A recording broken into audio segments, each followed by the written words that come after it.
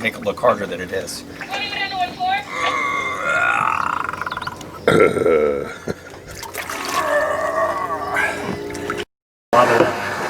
It's all about the grease. Lock and lock, boss.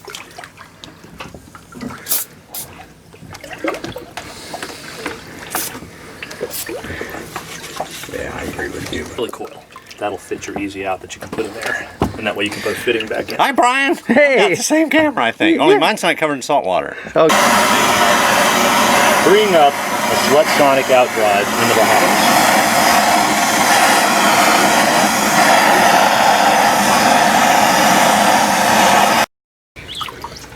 It's the way you ease your output. As you're going off the lot. Right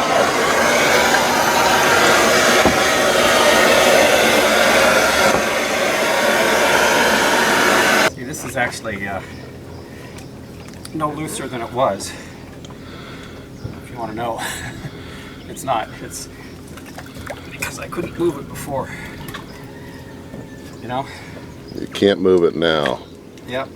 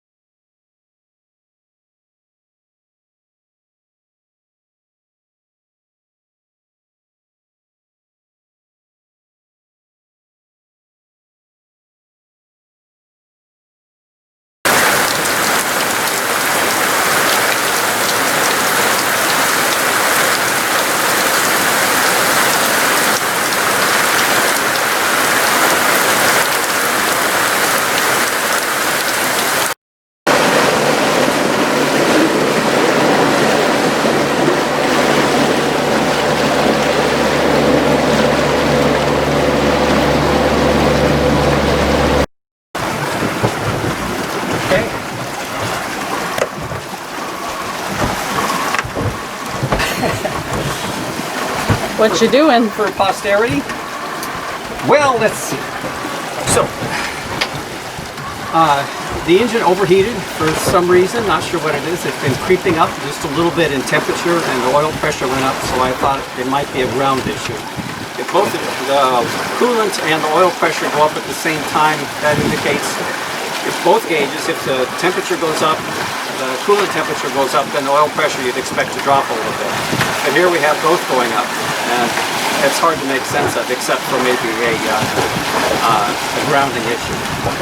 At any rate, while we're setting the sails here, eyes were off the gauges, and taking it out of gear, the engine died. Notice that the temperature gauge was at 240, and it's normally at about 190 or so. So for some reason the engine overheated, but we just cleaned the raw water strainer, so that wouldn't be an issue. There's raw water coming out. Last time we moved it. Let's see, there's nothing leaking in the engine. There's no fluids evident any place, no oil, no coolant, no raw water. There's no raw water in the bilge. So it's a mystery as to what happened. All I can think of is it must be something on the inside of the engine that clogged the pore or something that caused it to overheat. But I don't know. So as of right now, we're under sail. We're doing 5.5 to 6 knots, or close to 6 knots right now.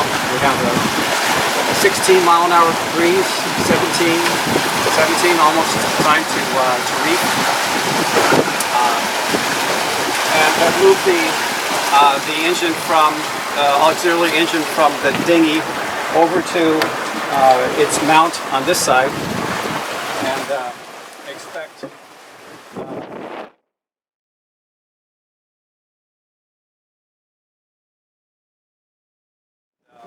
help from them, people that really understand this. Since there's nothing leaking, there's nothing evidence, and everything was just checked recently, I'm kind of at a loss as to what the heck is going on here. But we're under sail and expecting to anchor under sail for the very first time soon. Okay, off we go. Another adventure. So we got the dinghy raised, the auxiliary power ready to drop into the water and be lowered as we get through.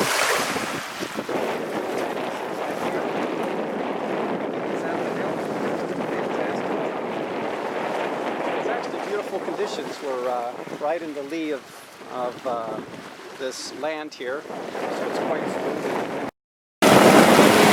So we got our auxiliary outboard engine running again, which is great. The problem was that the fuel filter here had come apart. I guess it got twisted once or something like that and had become disconnected. Anyway, just reconnected it. So it's perfect timing that it starts to rain just exactly as we're trying to go through the cut. Synchronicities, right? Anyway, we're doing fine. With the addition of this auxiliary power, we can actually get the angle that we need, so that's